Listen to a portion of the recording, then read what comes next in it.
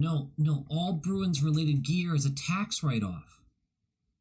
Because if I don't wear the right jersey, then they lose the game. Knock, knock. Hold on. I'll call you back. What's up, man? Yeah, hey, I was wondering if I could get a little advice on how to win a Game 7. Oh. Wow. Okay, yeah. How about I just tell you what one of our strategies is, and you just let me know if you think it's a good strategy for you guys to use, like if you're capable of it. Yeah, shoot. Okay, how about a 60-minute effort from your team? Oh, no, I don't think we're capable of that. Okay, that was the easiest one, but okay. Jack Campbell stands on his head, doesn't allow a goal. I don't know about that one either. Yeah, that's tough to do in Game 7. Oh, I got it. Star players. You guys have a ton of those. Just star players have big games. No, they've kind of disappeared lately. Well, then short of going full Tanya Harding, I don't really see how... Tanya Harding? Yeah! No. Oh, he's gonna get himself killed. He does know Corey Perry's on the other team, right? Low quality fans of a high quality Bruins team, that is a dub! Woo! That's a pretty big dub. That's a 5-2 dub over the New York Islanders in Game 1 of the second round, and damn it, do I hate playing the Islanders. I hate it. I love known quantities, I love known qualities, and everything about this team. They're impossible to judge. You can look, we're gonna get into it. We are gonna get into it, specifically after the second period overview. But damn, man, the team doesn't make sense. Their structure, brilliant. Defensively, they're so compact. They're good at clearing away rebounds. They played a solid game. This isn't their best. We didn't even see their best. And they're so difficult to judge because every stat, including the eye test, will tell you, man, the Bruins are kicking their ass. But the game's still in the balance with 10 minutes left in the third. That game still could have gone either way. I hate playing teams like that. It's so wild. It's exciting, but you get nervous. Whereas you play some of these other teams, like Washington's a perfect example. If you're controlling play and possessing the puck and you're getting more scoring chances, you're going to win the game 9 times out of 10. But with the Islanders, you don't fucking know. And you know that Islanders team is not worried at all, though. Man, they're just used to this, though. They're used to this. Oh, they're a scary team. Before we get started, thanks again, guys, for all the support. I feel like I mention this every video, which for the usuals is probably kind of annoying, but I really appreciate it. We're at 170. We have an outside chance of hitting 200 by the end of the first season we're doing this, which is just crazy to me. This is so much fun to do with you guys. I can't even... It's fine. It's fine. Let's get back to some low quality. Rask is in net. That's not low quality. That's high quality. Sorokin's going to be staring him down from the other side of the ice. Now, here's the thing that I think Islanders fans will agree with me on this. I watched 5 out of the 6 Islanders-Penguins games. Sorokin did not look like the same player he was in that series. There were several moments where he lost track of the puck, some tough rebounds. He was still brilliant in moments. I mean, God, he made some huge saves. But there were a couple moments where I went, this guy can be beat. And most of them came off rebounds, but he can be beat. The Miller injury continues. He has yet to skate, so Lauzon is back in. He has recovered from his wrist injury. He's not 100%, I don't think, but he looked pretty good outside of the first period. First period was rough on a few guys. That third pairing will be Lauzon on the left, Cliffy on the right. And can we just appreciate we had over 17,000 fans in the stands for the first time this year. And what's one of the first big cheer moments? Well, they announced there's going to be a 2-beer limit at the Garden, and they booed. They booed so hard and so loud. We're back, baby! Oh, it was such an energetic night. A beautiful moment with the fans. Oh, I love it. Puck drops! And we are rusty. 5 turnovers in the first 2 minutes. Literally. Carlo has 2 of them, as well as a missed defensive play where he completely loses his man and then trips. Dude was struggling to start this game. A lot of our team, the first 7 or 8 minutes, really just didn't have it. The energy was there, the legs were there, so you weren't so much worried about the vaccine. A lot of them got the second dose of the vaccine. You weren't worried about those side effects because their legs wouldn't be there if that was the issue. They were just a little rusty with the speed. It's fine. They all kind of settled back in as the game continued. Luckily, the defensive structure was still there for the most part, so there wasn't a lot that the Islanders were getting to the net in the first 10 minutes. But 11 minutes in, bad turnovers again leads to a scramble in front of the net, and McAvoy gets called for hooking. We're going to the PK early, and we talked about giving the Islanders free chances like this. They jump on turnovers, they create these moments. Power play is important to them. They don't have a lights out power play, but it's enough when you have 3 or 4 chances, you score on one of them. With a team like that that's so good defensively, every goal matters that much. And unfortunately, they make us pay with the very first one. Carlo has a chance to clear this. Again, we've talked about that. But more so, Carlo's clearance falls a little short. But Marchand is on the line. He's there to fight for it, but he's thinking fast break. And so he's behind the defender. So the puck never gets out. Defender has a good chance to keep it in. Puck stays in for more possession. Ends up with Dobson at the top of the point. He is going to rip this wrister right down into Bevelier. Little tip. Gets right by Rask on the blocker side. That is 1-0. Midway through the first. Man, they capitalized on their chance. But the Bruins settle. And we look like the better team through the rest of the first. And I'm thinking to myself, 45 seconds left of the clock, I'm thinking to myself, like, what a typical Islanders period, right? They're outplayed, outpossessed. But they're winning because that's how they do things. God, they're impossible. They're impossible to judge off analytics. They truly are. 30 seconds left, though. Coyle gets high-sticked by Green. And that's an opportunity. The face-off is dirty, but as Bergy falls down trying to get the puck, he's able to shift it back to the point with Krejci. Krejci on that right point flings it down to Sorokin. Sorokin with the save, but he kicks it directly into Pasta, and Pasta's office on that left dot. And from the left dot, he waits. Oh, you thought he was just going to fire this, but no, there's a pause, this thought, and Sorokin, screened by his own man, can't quite get the visual he wants and ends up moving too far short side to get a look around, little peekaboo. With the patience, Pasta is able to recognize that that far side has some open space, and he blasts this one. It's 1-1. Pasta's on the board, and we're going into the second with a tie game. That's right. There's only 30 seconds left. In the period, the power play starts, we finish it that quickly, allowing us to go into the second with a tie game. That is huge. I mentioned that the Bruins dominated that period. Scoring chances, according to Natural Stat Trick, after 1 were 19-5 Bruins. That's a lot. DeCourcy and Fenwick very heavily favored the Bruins. Now, there were a lot of turnovers, though, and credit where credit is due, there was some very good defensive plays, but you cannot tell me that most of them weren't us throwing the puck to nowhere, because I watched the game. A lot of throwing the puck to nowhere. Huge chance. 20 seconds into the second period. We can't get anything out of it. Sorokin comes up huge. But 2 minutes later, Lauzon's going to save one for us. A puck trickling by Rask. Rask doesn't see it in time. It looks like it's going to be an open net, but Lauzon's able to poke it over the Islanders' stick. It stays 1-1. 3 minutes in, Richie to the box. It's a tough one. That's a tough call to take.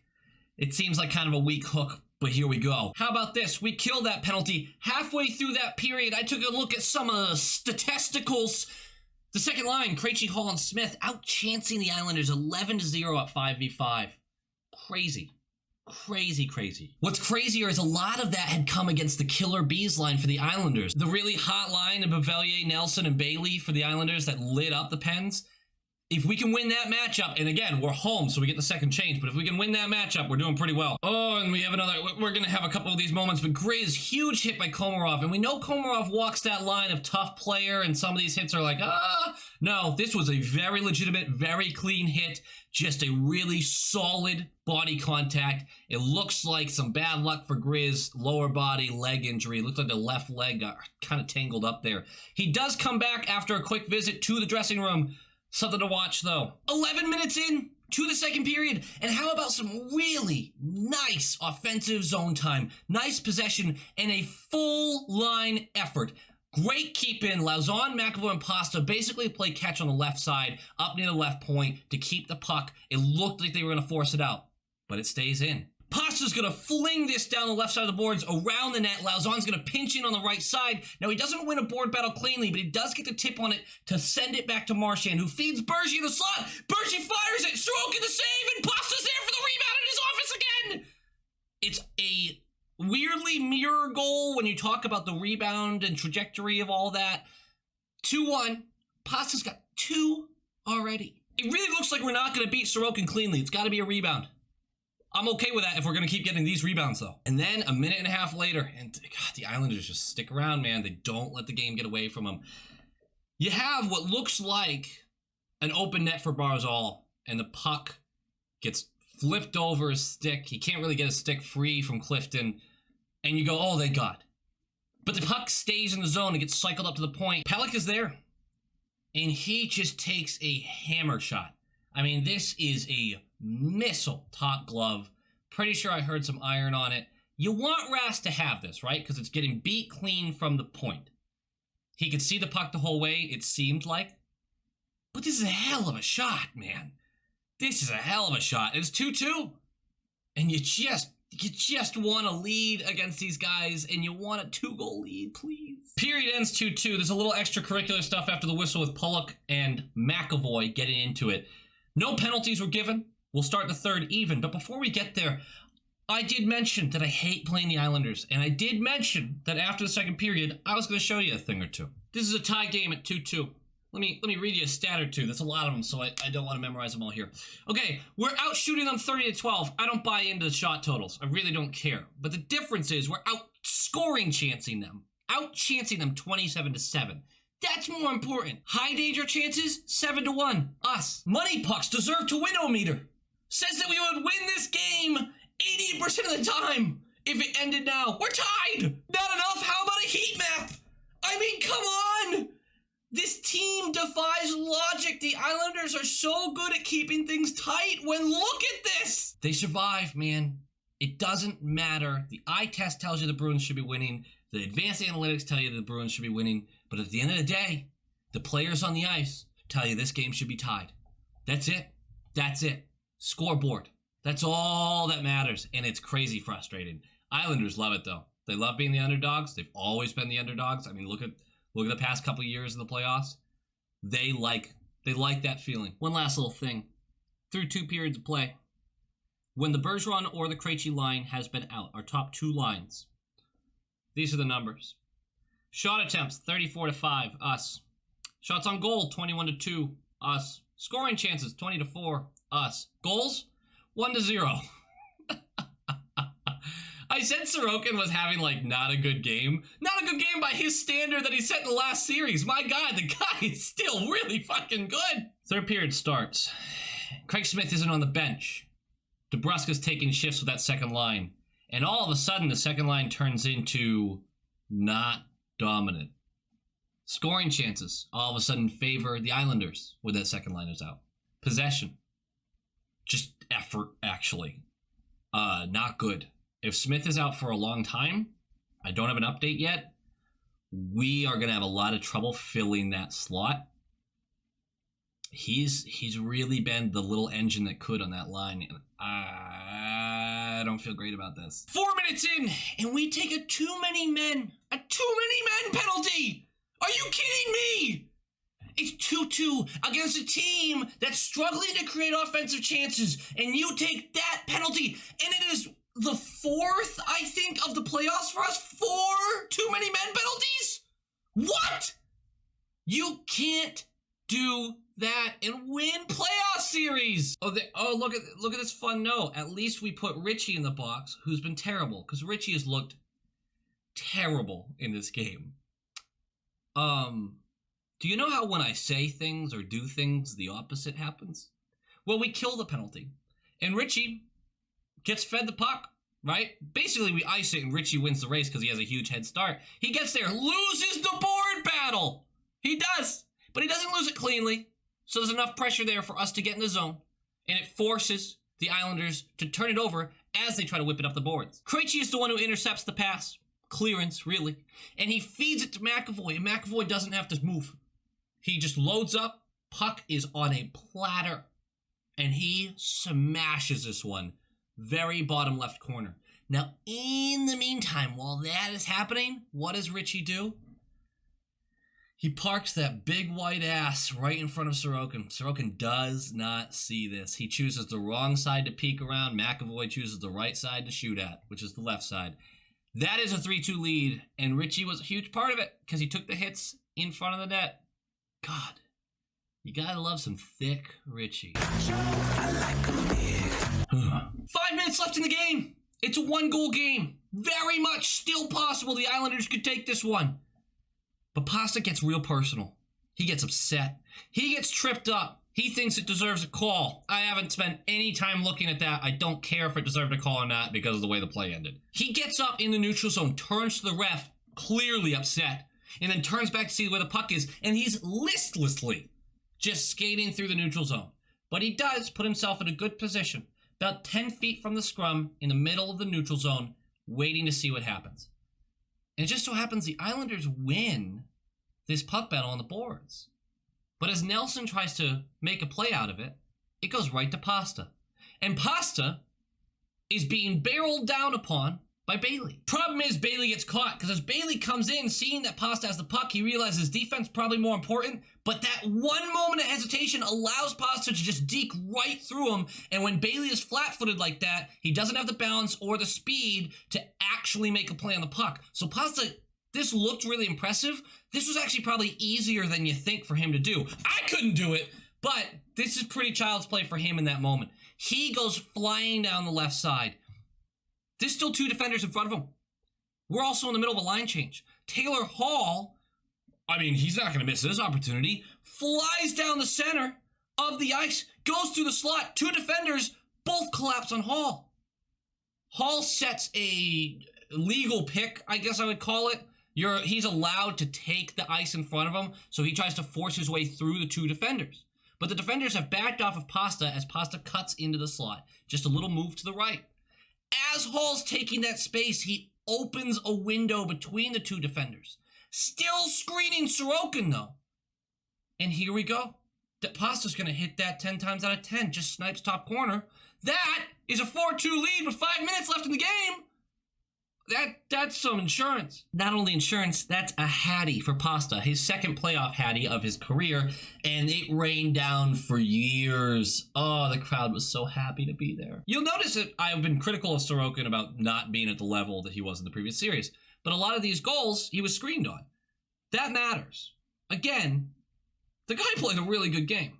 It's mostly the moments that we didn't score on that he lost the puck in his pads or big rebounds that did lead to a goal where I go, that's not the same guy I saw last series. 3:17 left in the game, and Connor Clifton. Of course, Connor Clifton's involved in a penalty. He gets tripped by Barzal. Yeah, you thought, see, the little switcheroo there. This was an insanely weak call. This was a big sell by Clifton.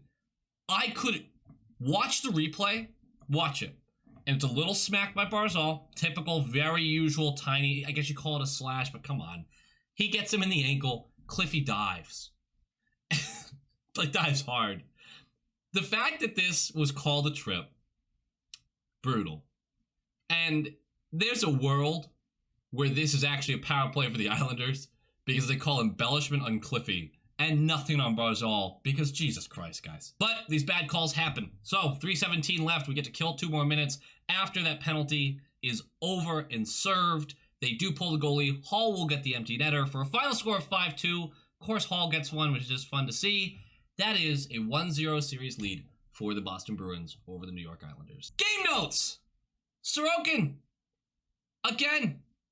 I don't think we've seen the best of him yet, which is scary to think about. Carlos started rough, settled. Lauzon started rough, settled. Top 2 lines, dominant. Richie looked terrible for most of the game. I know he was a big part of that goal. Look, you can have one good moment in the game and still have a bad game. Not good enough from Richie. Not good enough from the third line in general. Coyle is returning, though, to that possession guy, where if he has the puck, it's so hard to take it from him, which we like. Pasta, Hattie, full arena, first game with a full capacity crowd in the playoffs? That's poetic, man. Having the last change was really big in this game because the 4th line we sent out against their 4th line, which if those can offset and we don't have to play our first line against their 4th, awesome. Those guys bang bodies, man. That's a rough, tough line right there. They call it the identity line, I believe. That's nope. Don't like it. But being able to offset it with our fourth line, I'll take that all day. Leave both those lines off the score sheet. I don't care, as long as we don't have to play our top guys against the fourth line. Home ice advantage is huge in this series. We need to keep it. Cliffy has been special. Oh God, he's been so special. What? I keep waiting and waiting for the fall, but holy shit, man, that guy's been good. Lastly, I honestly believe all the games will follow a similar script. Not the same result, but the similar script, which is we should dominate possession, we should dominate scoring chances, we should dominate in all these analytics. Games will be close every time. Scary team, man. Scary team. And the Islanders, like I said, aren't phased. They're not phased at all. They have been here. They understand this. They understand it's one game. We talked about that last series. This is one game. Enjoy it. Get ready for game 2. Go, Bears!